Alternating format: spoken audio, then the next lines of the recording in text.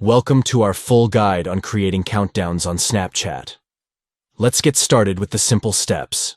Begin by opening the Snapchat app on your Android device. Once the app is launched, locate and tap on your avatar or profile picture at the top left corner of the screen. Next, scroll down on the screen and tap on the option to create a new countdown. This feature allows you to set up a countdown timer for an upcoming event or occasion.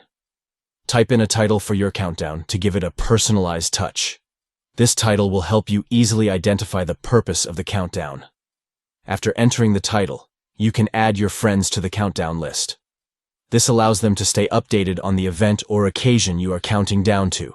Choose the date for the countdown to end by selecting the specific day and time. This will determine when the countdown timer will reach 0.